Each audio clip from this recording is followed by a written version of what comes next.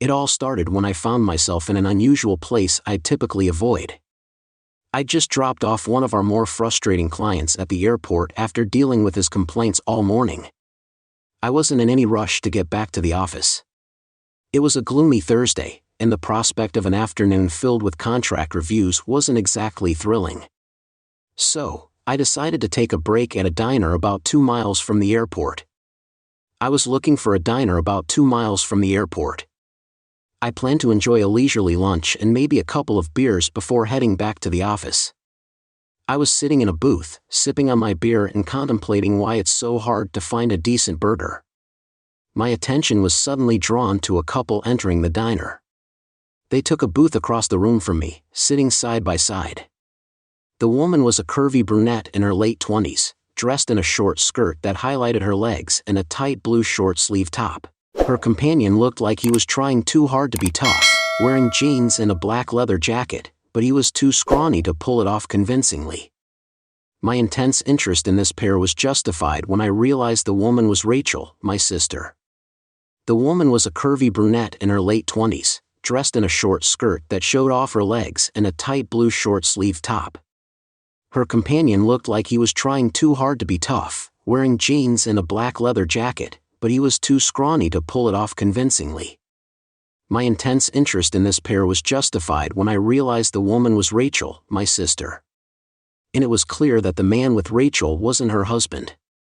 My brother Alex was there too, and it was obvious that they were more than just casual acquaintances. They ordered drinks and, before long, they were all over each other, making out without any restraint. The guy slid his hand up her thigh until it disappeared under her skirt. Rachel broke their kiss, leaned back against the booth and sighed. I knew I had to confront them. The real question was whether I could stop myself from beating the crap out of both of them right there in the diner. I'd never liked Rachel. I didn't like her when Alex first started dating her. I was skeptical when he fell head over heels and announced after just 6 months that they were getting married. Alex was only 27, and I was sure he had no idea what he was getting into. But there was no way to talk him out of it. Rachel was his everything. She was just pretty and shallow. She was a selfish girl, not nearly as smart or as interesting as Alex himself. She was bubbly and outgoing, which my fun-loving brother adored. It seemed to me that they both had the same favorite person. Rachel herself, Alex would do anything for her and she loved it that way. Surprisingly, the first 3 years of their marriage seemed to go well, but the scene playing out in front of me suggested those happy days were over. The guy she was with now had his other hand on Rachel's waist and was kissing her. I sat down opposite them and said, "Hello, Rachel." What a surprise. Her eyes flew open and her boyfriend quickly pulled his hands away, spinning around to face me. Rachel's face went through a range of emotions in a matter of seconds. Her boyfriend just looked annoyed before he could say a word. I continued, "How have you been? How's Alex?" Then I turned to the guy and extended my hand. I said, "I am John, Rachel's brother." In-law, her husband's brother. His eyes widened and he froze, ignoring my hand. Rachel started babbling, "John, what a surprise. This is Danny, he's an old friend." You have your hand all the way up her skirt. I said with a smile, "Looks like you were getting her pretty worked up." Rachel gasped, clearly hoping I hadn't seen everything. Danny suddenly stood up, mumbled something, and without even glancing back at Rachel, hurried out. I said to Rachel, "Why'd he leave so fast?" Inside, I was seething with rage. My brother adored this woman and would do anything for her. And this was how she repaid him, by messing around with a lowlife. Rachel looked terrified. Her face was pale. "John, I think you got the wrong idea." We were just. Her voice trailed off, unable to complete the lie. I watched her for a moment before speaking. "You lousy cheating," I said in a low voice, though I was still furious. "Alex worships you and gives you everything you could ever want, but that's not enough for you, is it? You've been going behind his back with guys like this, Danny. How long has this been going on? How many other guys are you screwing? What do you think Alex will say about all this?" "Please, John," she pleaded, grabbing my hand. Please don't tell him. I'll do anything. I just looked at her with disgust. I wasn't going to tell him. I wasn't going to tell my only brother that his wife was cheating on him. Are you out of your mind, Alex? He's my best friend. You think I'd keep this from him? I pulled my hand away from hers. Why shouldn't I tell him? He deserves to know who he's really married to. Her eyes were wild. Clearly, she was desperate. Listen, John. You can't tell him. It would destroy him. But if you promise. You won't tell him? I leaned back, curious about what she might offer in exchange. Rachel seemed to reach a decision and her expression changed. John, if you promise not to tell Alex, I'll tell you everything about Emma. She's been cheating on you too. She told me last week. I laughed bitterly. That's a good one, Rachel. I wondered what you'd come up with, but I never thought it would be something this ridiculous. You get points for creativity. Rachel just looked at me steadily. I was taken aback, but I knew she was telling the truth. She'd been seeing someone from the gym for a couple of months. I was shocked, but I knew it couldn't be true. Emma and I had been together since college. We moved in together after graduation and got married a year later. That made 7 happy years of marriage. Emma was devoted to me. She was smart, thoughtful, and the most honest person I knew. I knew she loved me. I was sure of it, as sure as I was of my own love for her. Rachel leaned forward, sensing my confusion. I'm telling you the truth, John. Emma told me about it last week. She said he was really well endowed. I watched her trying to process what she was saying. Rachel had calmed down, like someone who knew exactly what they were doing, rather than someone spinning a wild tale. I still couldn't believe it. But then I couldn't brush it off either.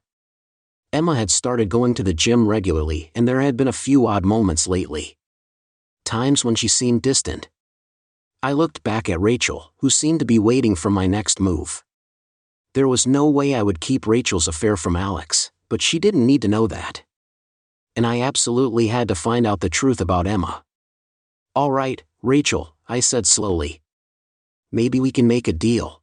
I'm not going to let Emma cheat on me without consequences. If you can help me prove it, I won't tell Alex what I saw today, but you have to promise you won't see that guy Danny again or any other guy besides Alex. Her face lit up with relief. I swear, John, you have my word on it. That meant a lot. What do you want me to do? I want to hear all about Emma's affair in her own words. I'll give you a recorder. To find out what I need to know, I'm going to invite Emma over, give her some wine and have a chat. I want to know everything. Who is the guy? When and how did it start? How often has she been with him? And why does she think it's okay to cheat on me? As I spoke, I realized I was already halfway convinced that Rachel was telling the truth. It made me really angry. Rachel nodded and said, Okay, John. I can do that, but you probably need to soften her up a bit. First, you need to share some details about your own affair. Make it seem like a real, intimate conversation. Is Danny the only one who's been getting into your pants, or are there others? I asked sarcastically. She said quickly, blushing. I didn't believe her for a second. 20 minutes later, I was driving back to the office. My mind was full of dark thoughts about the possible end of Alex's marriage and mine. You might think my first call would have been to Alex to tell him what I'd seen, but I knew I couldn't do that. I've always been the steady older brother while Alex is the charming, outgoing younger one. He had plenty of girlfriends in high school and college, but none of them lasted long because he could talk to anyone and charm them. When Alex met Rachel, everything changed. Instead of being the confident guy he was before, he turned into a lovesick fool within months. Rachel had him wrapped around her finger, and he was determined to marry her. No one could talk him out of it. He worshipped her and thought she could do no wrong. I once made the mistake of criticizing her mildly, and Alex blew up and didn't speak to me for a week. I knew I couldn't tell him what I'd seen until I had undeniable proof. I still hoped. The guy who had women chasing after him turned into a lovesick fool within months. Rachel had him wrapped around her finger and he was determined to marry her. No one could talk him out of it. He worshipped her and to him she could do no wrong. I once made the mistake of criticizing her mildly and Alex blew up and didn't speak to me for a week. I knew I couldn't tell him what I'd seen until I had proof. I still hoped it wasn't true. Against all odds, I thought Rachel was lying and Emma was faithful to me, but it seemed less likely by the minute. When I got to my office, I made notes about what steps I'd have to take if the worst turned out to be true. I made a list of things like credit cards, selling the house, titles to the cars, etc. I hoped I'd be able to tear that sheet of paper up in a few days when I got home that evening. Emma was cheerfully humming in the kitchen, making dinner. She greeted me with a hug and a kiss and seemed like the same loving wife I'd been coming home to for the past 7 years. I knew I'd have to keep my suspicions to myself for a few days, but it wasn't easy. I loved her, but I was furious and hurt underneath. I wasn't sure if I should be. We chatted through dinner, but during dessert, when she mentioned her workout, I couldn't resist asking, "You've been so diligent with your workouts lately, honey." I said casually, "Did they start handing out free ice cream at the gym?" She laughed, but I noticed a slight flush on her face. "Darling, I've just been enjoying how good it feels to get a good workout, shower, and then come home to my loving husband, plus those jeans you like were getting a bit tight. Now they fit perfectly." She smiled at me affectionately, and I was struck by how beautiful she was and how much I cared for her. God help her if she was cheating on me. By the time Monday came around, my marriage was over, even if the court calendar didn't reflect it. I'd set everything up with Rachel. I got a small recorder for her to hide in her living room, and she'd arranged for Emma to come over for lunch. Emma had a day off, and Rachel didn't have a job. I spent that afternoon at the office, pretending to work, but my mind was on what those two women were talking about and what it would mean for my life at 4:30. Rachel called to say that it was over. Emma had just left. "Did she tell you everything I asked?" I was still hoping against hope that it was all a mistake. "Oh yes," Rachel giggled, but she was clearly a bit drunk. "I told her about Danny and she told me all about Matt. He's a very well." I suddenly realized I was gripping the phone so tightly that my fingers were aching. I said I'd be there in 20 minutes. When I arrived, Rachel handed me the recorder. "Remember, John, you promised." "Yes, Rachel. Alex won't hear a word from me, and you can't let Emma know I taped her." I nodded. Then she turned and left. That evening was one of the most painful of my life. I knew I couldn't listen to the tape until Emma was asleep. Until then, I had to keep up the pretense of being a loving husband. Emma was still a bit tipsy and after dinner she was feeling frisky. She dragged me to the bedroom and asked flirtatiously, "Got something for me tonight, love? Could I do this?" Did I want to? I realized it might be the last time I'd ever be intimate with Emma. I was still hoping against all reason that she hadn't been unfaithful, so I followed her into the bedroom and we had sex. It wasn't making love, at least not for me. My heart was too torn and my mind too troubled. Emma seemed totally unaware, but she was eager and responsive. It was bittersweet, pleasurable but incredibly sad. We rested for a while in each other's arms, then did it again a few minutes later. Emma was fast asleep beside me. I sat in the guest room, closed the door behind me and listened to the tape. The first few minutes of Rachel and Emma were chatting away, and Rachel was keeping the wine flowing. After a while, Rachel confessed to her affair with Danny. It was clear that Emma already knew about it, so Rachel was just sharing the details to soften her up. Then, Rachel turned the conversation to Emma, saying, "Spill the beans, sweetie." She giggled. "I know you met him at the gym and that he's quite gifted." I felt a chill run down my spine as I heard Emma's voice laugh and say, "Oh yes, he's amazing. By far the biggest I've ever seen or felt." She giggled and went on, "I didn't think it would fit, but oh my God, does it ever?" Both women laughed hard. I stopped the tape, leaning back in my chair. My marriage was over. Did I even want to hear the rest? I thought about letting my lawyer listen to it, but I decided I needed to hear it all. I had to face it head on and figure out what my future would look like. How did it start?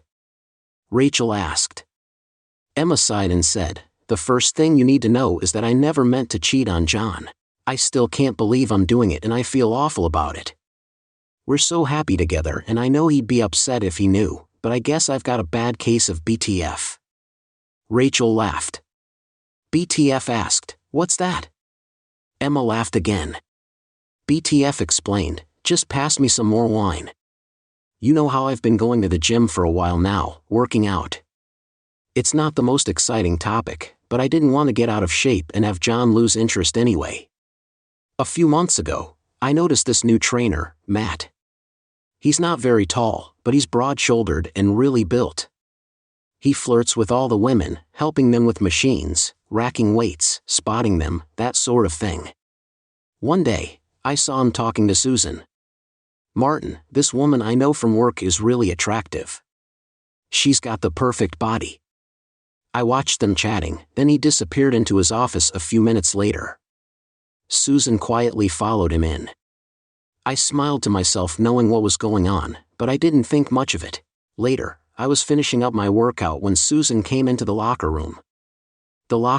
She looked well satisfied. She had that dreamy-eyed look like she'd just had the time of her life. I said, "Hi, Susan. You look happy." She grinned at me and said, "Oh yeah, I've got a bad case of BTF." I asked her what BTF meant. She giggled and told me it stood for Big Tool Fever. She said Matt was amazing. The best she'd ever had. They'd been seeing each other whenever they could find the time, which I thought was pretty impressive. I didn't plan on doing anything about it, though. Susan's single, so she can do whatever she wants, but I'm happily married. Over the next few weeks, I got more curious about Matt and started flirting back when he flirted with me. He'd brush against me or touch my shoulder while helping me. One day, I was doing bench presses and the gym was nearly empty. Matt came and stood just behind my head, spotting me as I looked up. There was this enormous bulge in his shorts. He just smiled down at me, knowing what I was looking at. I almost dropped the bar, but I finished my reps. He put the bar back on the rack, took my hand and slid it over his shorts. It felt as big as it looked and rock hard. Then he gently pulled me to my feet, looked around to make sure no one was there and led me into his office. I wasn't thinking, I was dazed. He locked the door, took off his shorts and we had, well, let's just say it was a pretty unforgettable day, I have to say. I think you saw him again after that, didn't you? I was pretty out of it by the time I got home. I felt really guilty about cheating on JN. I was terrified he'd see it in my eyes, but he didn't. That night he didn't suspect a thing. He even wanted to be intimate, but I was afraid he'd notice something was off, so I said I was too tired the next night. I made sure he was completely satisfied for 2 weeks. I avoided the gym, convinced I couldn't resist Matt if I saw him again. Eventually, I convinced myself it had been a one-time thing. I made a mistake in thinking that I could resist Matt. I was a grown woman with a wonderful husband, so I went back and the first couple of times everything was fine. Matt flirted a little, but nothing more. I thought I was over it, but a week later he caught me again at the bench. The gym was empty, and well, you can guess what happened. You were back in his office. Emma replied dreamily, I can't really explain it, Rachel. I love being with John. We've always been good together. I've never even been tempted to cheat before. There's a guy at work who's very attractive and a bit of a flirt, but he never got anywhere with me. I just wasn't interested. But with Matt, it's like nothing I've ever. I can't believe I'm telling you this. She giggled, clearly feeling the effects of the wine. It's not that Matt is special as a person or that I am interested in him beyond the physical, but the sex is incredible. She laughed again, and Rachel joined her. I sat there, the anger boiling within me as I listened to the rest. Once Matt had her the second time, Emma stopped resisting altogether. She'd been seeing him 2 to 3 times a week for nearly a month, and there was no indication she was planning to stop. In fact, she mentioned that she'd been enjoying sex with me even more lately. Perhaps because the thrill of her affair was a turn-on. It was clear that she was so caught up in the moment that she didn't think twice about betraying me. I'm the kind of guy who takes marriage vows seriously and loves his wife deeply. It took me hours to process everything. By 2:30 a.m., I finally went to bed in the guest room. I couldn't stand being next to her, not after what I'd heard. I slipped into the master bedroom to grab some clothes for the next day without waking her at 6:30 a.m. I was up and out the door, leaving behind a brief note. I had an early meeting, sorry, I forgot to mention it last night at the office. I made 2 copies of the tape by 8:30. I was on the phone. My best friend from college worked at a law firm downtown. Hey Jack, it's John. I need a huge favor. Could you get me an hour this morning with the toughest, most ruthless divorce lawyer in your firm? There was a pause and then he said, oh no, John, not you and Emma. I'm so sorry. We talked for a bit longer. At exactly 11, Jack showed me into Helen Lawson's office, who's a senior partner at his firm. Jack said she was formidable when she swims, sharks flee, and her icy demeanor and firm handshake confirmed it. I was already glad she'd be on my side and not Emma's. I played Helen and Jack listened to the tape together for just a few moments. Then Helen picked up her phone and said, hold all my calls. We listened to the entire recording together when it was over. We sat in silence for a minute before Helen said, okay, what do you want? I want to divorce her on the grounds of adultery. None of this irreconcilable difference is nonsense. I'll be fair about the savings, but I want the house and she has to take back her maiden name. She doesn't deserve to be Mrs. John Carter any longer. Helen nodded, looking at me intently, then she asked, excuse me, John. Can you give me? Jack said he'd give me a few minutes to think it over. When I got back to his office, a few minutes later, she was ready to go. The divorce will be straightforward, and she won't refuse your terms. But you should know that the tape won't be admissible since she wasn't aware of it. However, your sister, and if it comes to it, I can get the law to testify about the authenticity. I took a deep breath. This is where it gets tricky. I explained about Rachel's affair with Danny, her offer to me in the first part of the tape. I haven't told my brother Alex yet, but I have to. He's going to be devastated. I can keep it from him, actually. I added with a hint of irony, I wonder, Helen, if you'd consider handling his divorce as well? She looked at Jack, then back at me. Let's start by. When she heard the first part of the tape, she suggested I play it for them. Then Helen and Jack huddled again for a few minutes. When we reconvened, she said, you and your brother sure know how to pick them, but quickly apologized when she saw my expression. Sorry John, that was uncalled for, she said. Here's the situation. The tape won't be admissible in your case because Emma wasn't aware of it being made. However, Rachel could be subpoenaed and made to testify about what Emma. I told her it shouldn't make much difference once Emma's lawyer hears the tape. They won't have much room to maneuver in Alex's case. The tape is admissible because Rachel knew she was being recorded. So, her divorce will be easier as long as he's reasonable. We can also sue Jim and Matt. Matt might not have much money, but Jim will want to avoid a public scandal. We could be looking at a settlement in the high 6 figures, maybe even $1 million. Helen said she'd get the divorce papers started and Jack walked me out. I'm really sorry, John. Helen will get you everything you want, I'm sure of it, but I hate that this is happening. I tried to smile. It's okay, Jack. It just means you and I will have more time to play tennis. I thanked him and left. The rest of the day was a blur of tasks, arranging for a locksmith to change the house locks at 4:30. I set up a dinner date with Alex to avoid being home when Emma returned. I also canceled her credit cards and opened a separate bank account. I wrote her a note, which took several tries. It's not easy saying goodbye to the love of your life, even in these circumstances. Once I finished, I put it in an envelope with Emma's name on the front and took it home. The locksmith finished around 5:15. I had a beer by myself in the kitchen, then taped the note to the front door. I locked it and left. I knew Emma would be home between 6 o'clock and 6:30. I was curious as to what she'd do first, try the door and find her key didn't work, or read the note. Our marriage is over.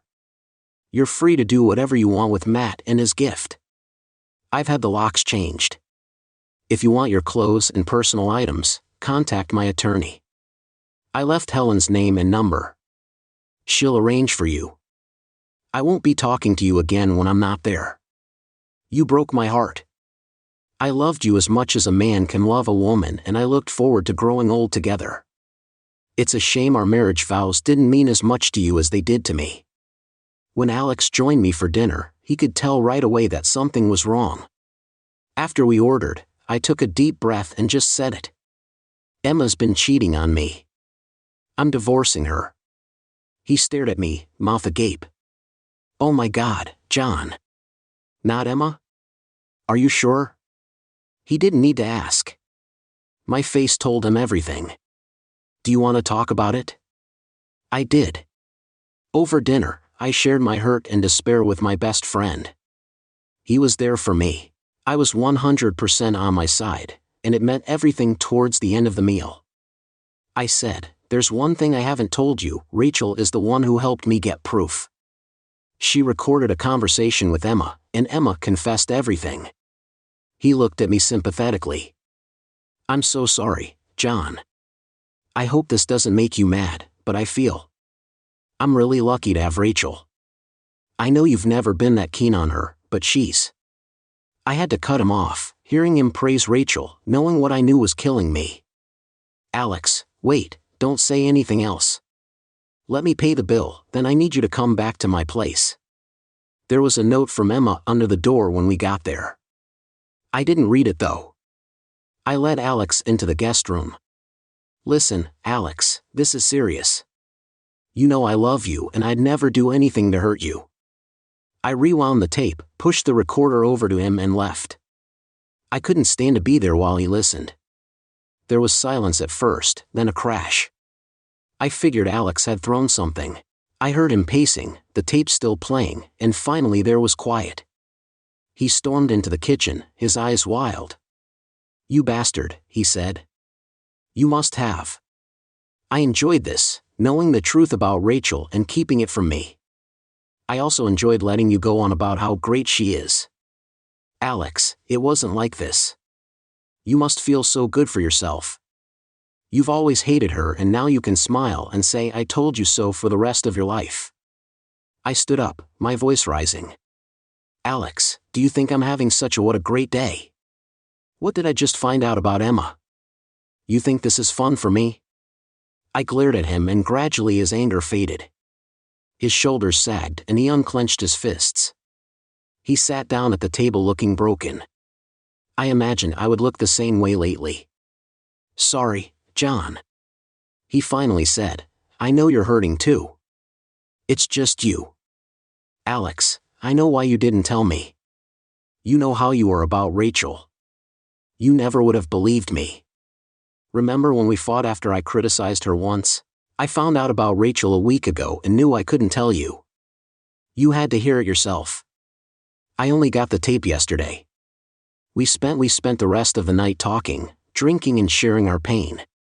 I told Alex everything, how I'd seen Rachel with Danny, the deal she offered, the tape and my meeting with Helen Lawson. She's handling my divorce and she can take care of yours too if you want. She says our cases are solid. We talked until late and then Alex crashed. In my guest room, he couldn't face Rachel. The phone rang several times, but we didn't answer. Eventually, I just unplugged it. The next few days passed in a blur. Emma left messages, crying and begging to talk, but I never answered. She showed up at my office a few times, but I made sure to avoid her. A couple of times, I saw her. I saw the car parked outside our house, so I just drove past and stayed away until she left. Helen Lawson did a great job. She served the divorce papers and, despite some initial resistance from Emma's lawyer, we eventually set a court date. They tried to claim there was no adult involvement, but once Helen sent them a copy of the tape, the argument ended when they pointed out that the tape was inadmissible. Helen didn't even bother responding to that, as the court date neared. The day after hearing the tape, Emma's lawyer finally called to ask for a settlement conference. Alex moved out of his place with Rachel and into my guest room. We went over when she wasn't home, packed his things and left. He didn't want to see her or hear what she had to say. He told me his eyes started to water and I turned away, knowing exactly how he felt. Rachel left a few angry messages at home, which was a stark contrast to Emma's tearful ones. After a day or two, I started screening calls and deleting any messages from either of them. Rachel called Alex at work and sent him letters, but he never responded. Helen was also handling his divorce, and we just let her do her job. Surprisingly, the lawsuits against MT and the gym were resolved first. Matt disappeared without a trace, but the gym, eager to avoid bad publicity, settled for $1 million. I got $2 million. I signed a confidentiality agreement and got a check for more than I'd ever seen in less than 10 weeks. Alex and I were living like two bachelors, going out to eat, catching games and talking over beers. We talked about Emma and Rachel, about our lives with them and about the future. It was easy to believe that we'd find someone new, but we were really helping each other move forward. I reassured Alex that Rachel's actions weren't his fault, just as he told me that Emma's cheating didn't reflect on me. We might not have fully believed each other, but it helped to hear it. Alex's divorce was finalized first. He made it was obvious that he wouldn't speak to Rachel, so Helen took care of everything. Rachel tried to get more money at first, but with the tape she had no leverage. The day Alex signed the papers, he smiled, then smiled grimly, shook Helen's hand, and thanked her. Then he went to the bathroom, and I could hear him crying through the door. 3 weeks later on, it was my turn. We met on a Friday, Emma, me and our lawyers. Emma's lawyer said I had to drop adultery as the grounds for divorce and that I had to meet with Emma privately before signing the papers. I told Helen I was willing to see Emma, but not willing to drop the adultery claim. In the end, we agreed that Emma could try to convince me if she succeeded, and that we'd change it to irreconcilable differences. I was looking forward to what Emma had to say. Maybe I was a masochist, but after 11 years together, I couldn't just walk away without one final conversation. Emma was already in the conference room. When I arrived at the room, I saw Emma wearing a dress I knew she loved. Her hair was shorter, and she looked beautiful but pale. "Emma, it's your meeting," I said, trying to stay neutral despite the emotions churning inside me. "Just don't tell me how much you love me and don't say it was just sex." "I'm really sorry, but I can't help but say those things. I messed up.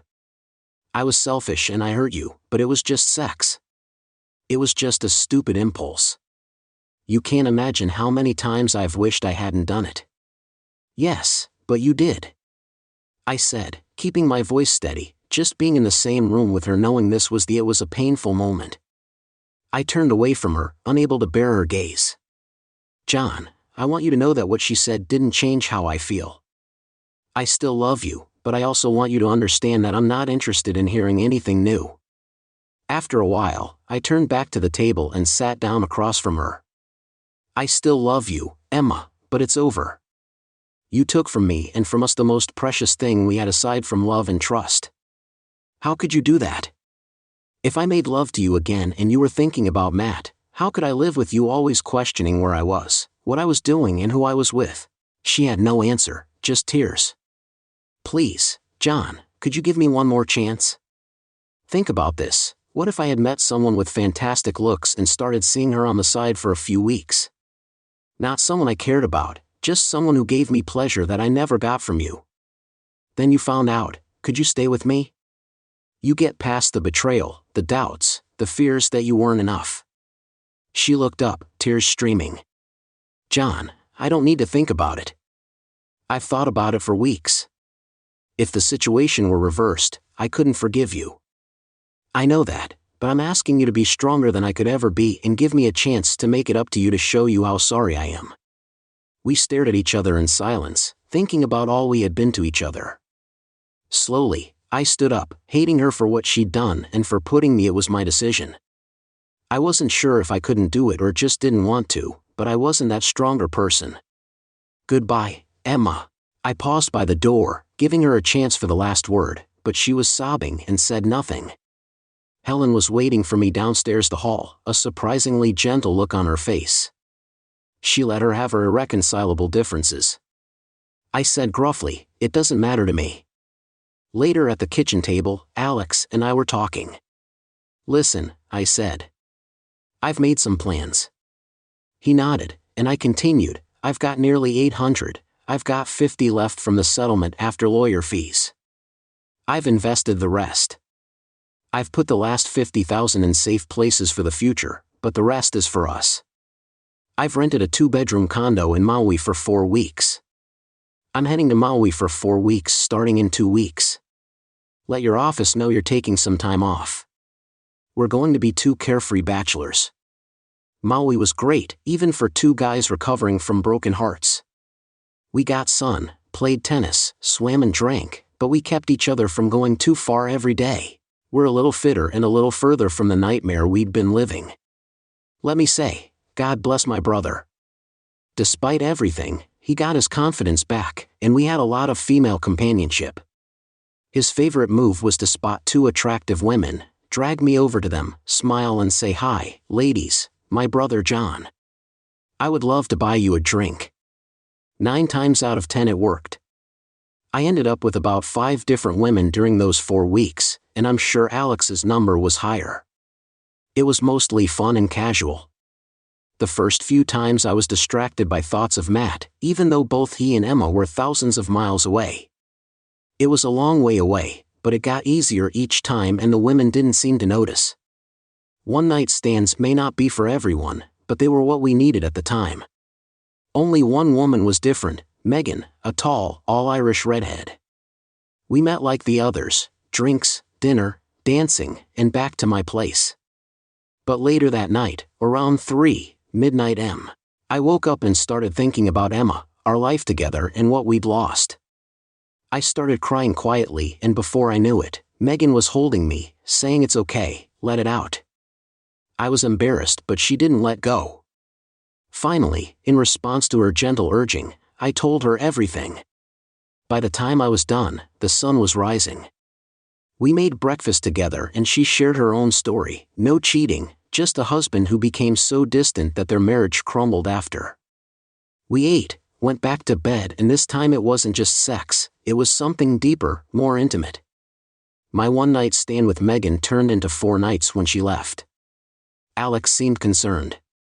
"Time to meet some new ladies," he said. "I think one is special." "I believe you," I said quietly. "She's gone home now and we have 10 more days here. Let's not stop having fun yet." He dragged me off to the tennis court and then the pool. By that evening, that night, we were chatting with 2 secretaries from Los Angeles. They went back to their hotel, but the next day, Sarah joined me in my room. 8 months after Maui, Alex and I went out to dinner at a steakhouse we liked. Just after we ordered, Alex leaned forward and said, "Don't turn around." 2 couples just sat down across the room. One of them was Emma and some guy. My heart started pounding. I waited a few seconds, then casually turned and looked. Emma had already. I saw her looking at me and gave her a polite smile and wave. She smiled back. I turned back to Alex. "This is the first time you've seen her since the divorce," he said. "How are you holding up?" I nodded. I didn't think I'd react this strongly, but I guess the surprise has something to do with it. "Just do me a favor, Alex. Don't tell me anything about her." "I don't want to know." "That's fine," John replied, launching into a story about a colleague. I was finishing my coffee when I felt a hand on my shoulder. Emma said, "How are you, John?" I stood up and looked into her eyes. "Hello, Emma. How about a dance for old time's sake?" she asked. I found myself agreeing. I felt good in her arms. She looked beautiful. I remembered the happier times we made. We chatted about small talk, the weather, for example. But then we fell silent, lost in the past. By the end of the dance, Emma pulled back slightly. "How are you, John?" "I'm doing pretty well, all things considered." Some days are better than others. Seeing you tonight, dancing with you, it's bringing up a lot of feelings. She looked at me intently. I miss you every day, John. Being in your arms again, it's overwhelming. I didn't know what to say, so I stayed silent. The music ended, but she wasn't ready to let go. Have you ever wondered if you made the right decision? I'll be honest, Emma. I think about you all the time, but mostly I wonder why you made the wrong decision. Later, when I dropped Alex off, he asked, "Are you sure you're okay?" Yeah, it was a shock, but it was bound to happen eventually. We still have our tennis match tomorrow, he replied. Yep, see you then. That night, I got home late and tried to be quiet as I undressed in the dark. When I climbed into bed, Megan rolled over towards me. How was dinner with Alex? She asked. It was nice, weird, actually. I ran into Emma. Maybe it's just as well I didn't come tonight. I might have scratched her eyes out. Do me a favor. John, just hold me for a while. I smiled in the darkness. I'll do better than that. Megan, come here and let me make everything better. We embraced and I breathed in her scent as she kissed my neck. The pain of the past eased just a bit more. How would you handle finding out about a partner's affair? Let us know in the comments below and don't forget to like, share and subscribe for more real-life stories like this one.